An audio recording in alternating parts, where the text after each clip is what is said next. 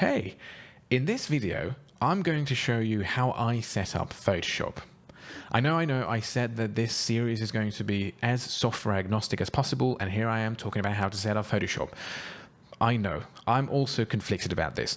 The reason I still chose to do this video is because there are so many people using Photoshop, it's still the industry standard for retouching, and the majority of this series will be spent inside Photoshop.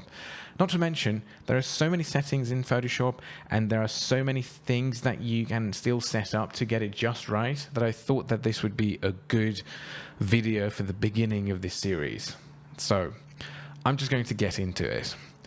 I actually opened Photoshop, but it opened on my other monitor, which is also something to keep in mind. If you have two monitors, you need to set this up properly in a way so that Photoshop will consistently open on the monitor that you want it to open in. If this is the first time opening Photoshop for you on a new computer or a new system, this is what you're actually met with, and I hate it. If you want to know how I got to this stage, because of course I previously had Photoshop installed, you can go to this folder on Windows or this folder on the Mac, and you can just delete the Adobe Photoshop version number settings folder. Don't worry, it will not corrupt your Photoshop file.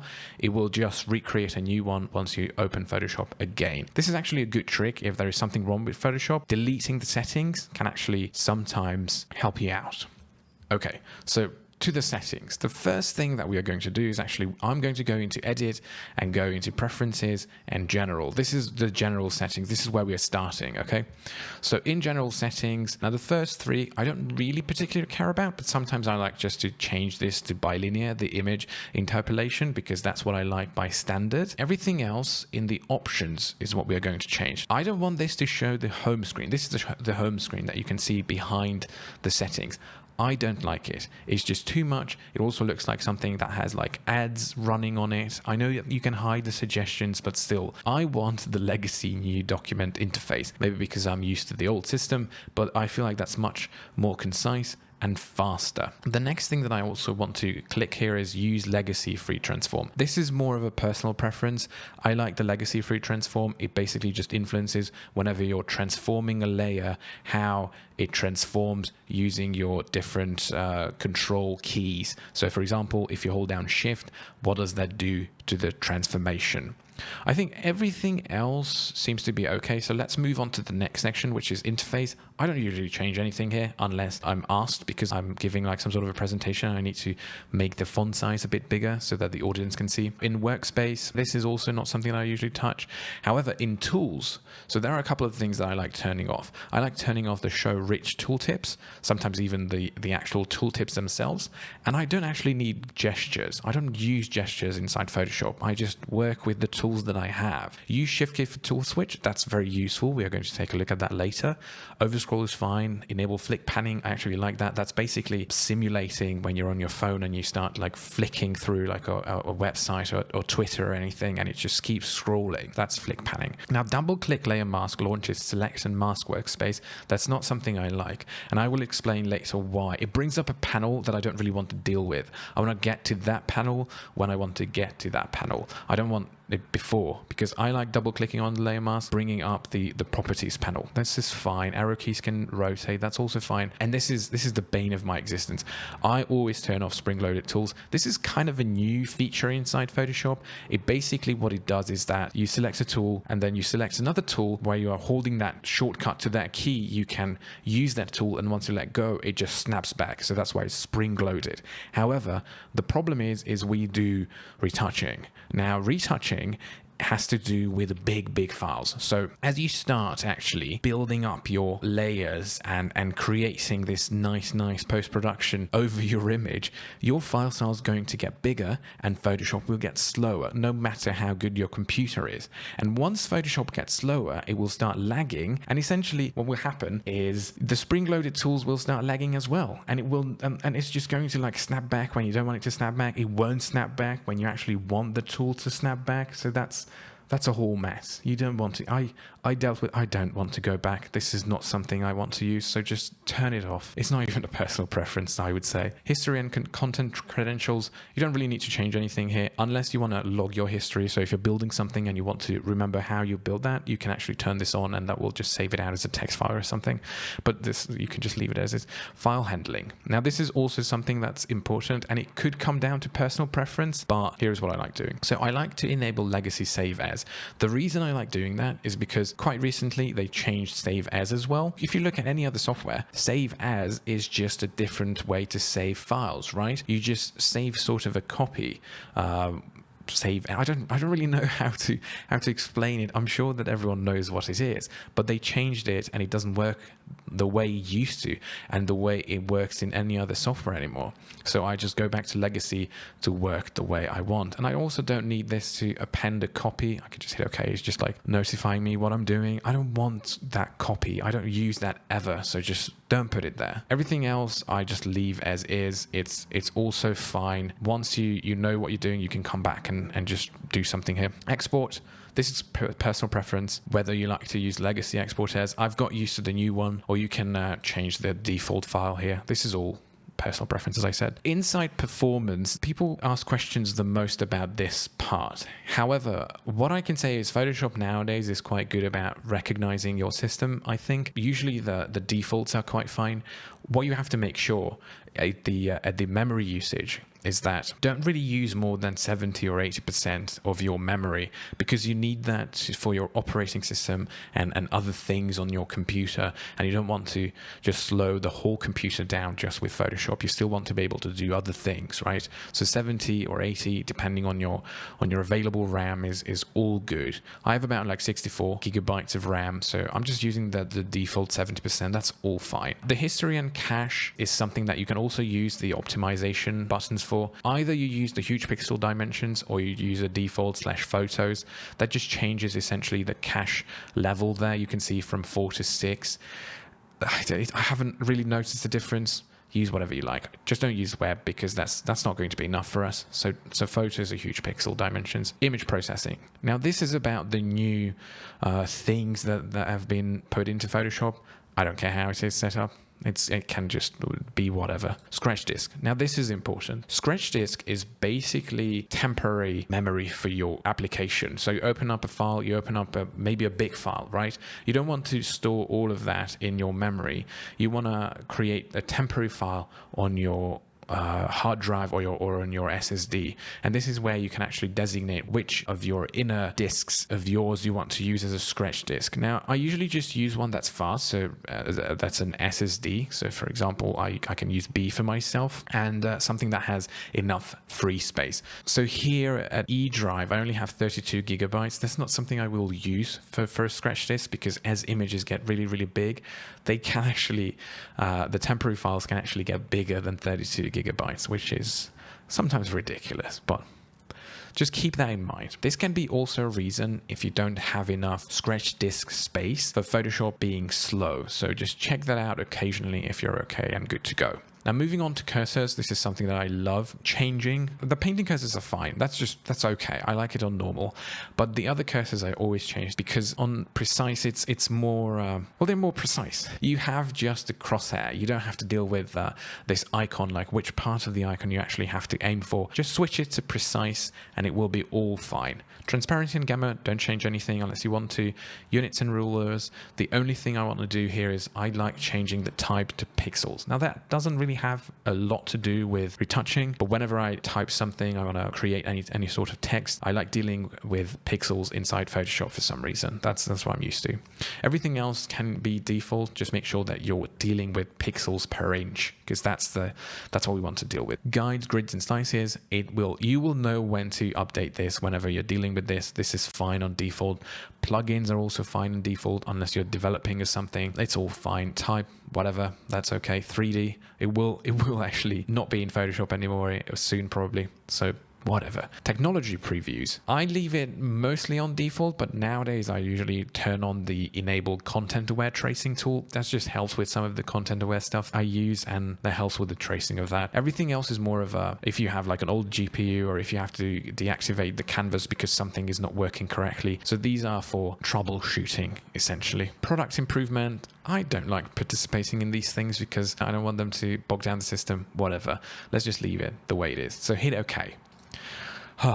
So we are done with the very simple settings. Now we are moving on to a couple more of these settings because there are still a couple. But again, this can be translated to other applications as well. I'm sure that GIMP or any application that you're using has these sort of menus, or at least similar. So the other thing that I want to do is I want to go into keyboard shortcuts. So I'm going to click here.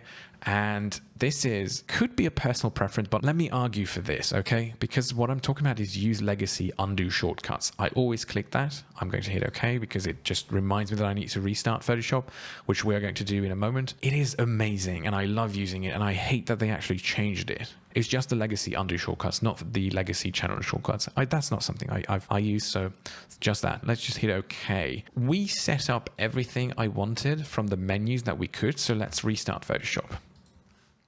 A quick note, if your Photoshop keeps opening on the wrong monitor, all you have to do is drag it to the right monitor.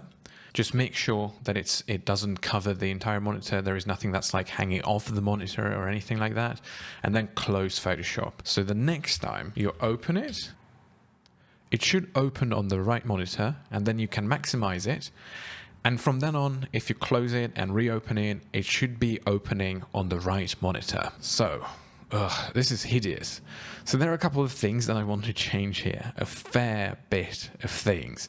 Firstly, we want to get rid of this hideous bar. We don't need this. This is not necessary. We can reach all of those things from the menus. One thing I want to do is that for some reason, this feels like it's just boxing me in the way the UI is set up. So this is what I'm going to deal with right now. I don't know. It could be just something that's from the past, the way, when we had like smaller monitors or something. But I always want more and more space so that the photo is the biggest, and it's just nothing is hindering me just seeing the photo itself. So that's what we are going to set up here.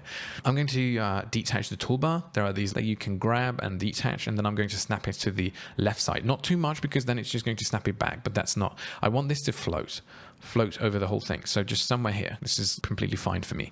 Now, the other things is we are going to eliminate a couple of panels that we don't actually need. So we don't need the colored panel. We don't need the swatches. I'm just actually right-clicking and I'm closing them. I don't need the gradients either. Close. I don't need the patterns. Let's close those. I need the properties, but the way I like having the properties is I tear it off and I just let it be a floating panel. And this way, I can just put it wherever I want to put it, and it will be just all great and just will let me work on my image.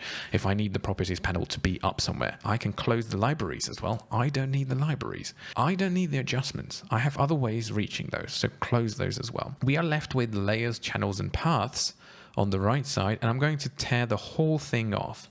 So just like that. Right? We still have this bit attached, which is the history, and I think this is comments or something. I don't need that. I'm going to close that, and I'm going to tear the history off.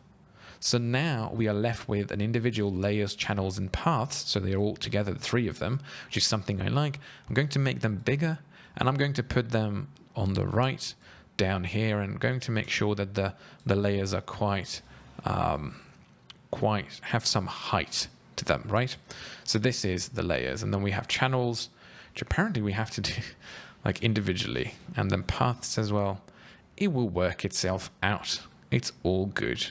Coming back to the layers, this is okay. Now what I want to do, I don't need the properties here anymore. I can actually close it, and anytime I will open up the properties, it will be here as a floating panel. So if I close this and I create, for example, a curves adjustment layer, you see how we can see the properties.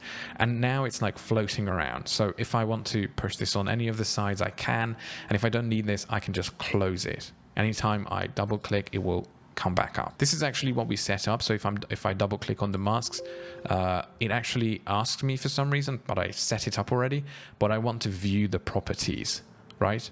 So I click on that. Let's see it again. Yeah. This is what I want to see if I double click. Now, here we have the history, which is something that we still need to deal with. And what I like to do is that I like to put that on the right side, but again, just a floating window and open and just making it a bit bigger, right? So that it's easier to see. And I also want to open a couple of other things for that. I want to open, if I go into window, opening the actions, yes. I want the actions to be next to history. That's all good.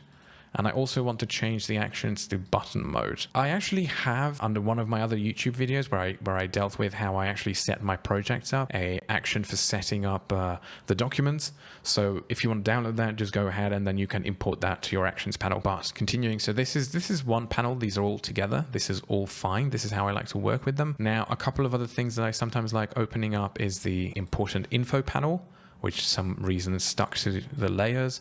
But I'm going to collapse this. And I'm going to actually put it on top of the stack that contains the history and the action. So if I open that, it closes everything else and just opens the info panel. Just going to resize that. I don't really need a lot more. Last thing I think that I want to open up is the brush settings, which is just going to help you with all your brush settings. I'm going to do the same thing, collapsing it. Wait, I don't need the brushes themselves, so I'm closing that. I just need the individual brush settings, and I can just put it on a separate tab here. So 1, 2, and then these are all together, the actions and history. So this is basically my setup here. Now, you remember how I mentioned the legacy undo shortcuts? And the reason I like using those, let me just grab a paintbrush. I'm just going to paint here. So if I paint anything or do anything anywhere and I hit Control or Command Z, which is the undo, and I hit it again, exactly the same thing. So I'm not even letting go of Control or Command. I'm just hitting Z again. Then it's just going to go back and forth. That's really, really useful whenever you actually want to do like a before and after for yourself. So you change something and then you do a before and after with just like hitting those buttons, right? I feel like it's much better than just going back in history. You will still have a button for that if you hold down Control plus Alt plus Z. That will be stepping back in history, but otherwise the Command or Control plus Z will be going back and forth. So that's the legacy undo shortcut, and I think that's much better than the current one. So lastly, what we are going to do here is we are going to go into this little icon here. Going to drop it down, which will allow us to save this workspace. So I'm just going to hit new workspace here, and I'm going to name this VF. I'm going to go through all of these because I want to capture those as well. Just going to save them. So from now on, I will have my own VF workspace here. So if I change to like painting, and then it gives me all these panels, after that, I can actually go back in and change back to my VF, which was my own, and that just changes everything back to the way I like it. And this is exactly my setup. I realized that this was very dependent on Photoshop, right? But again, this is an industry standard application, and I also wanted to show you how I like to think about things. Maybe this will help you familiarize yourself with my way of working and my way of thinking. If you're just a beginner, this is the first step. You need to set this up properly so you can start working without any distractions. These settings are my personal preferences. This is something that I like. You might have different settings, you might have different preferences, and that is all right. This is just so that you have some sort of comfort. If you set this up every single time the same way, or thankfully we won't need to set this up ever again because we already saved the workspace, then this is going to be something that's familiar and will be easy to reach for the right tools at the right time. That will be it for me. One thing I still want to mention is that this series is made possible by my amazing Patreon members. So if you want to support this series and this channel, then head on to patreon.com/Victor Fejes. Once again, thank you so much for watching this video, and I see you in the next one. Bye bye.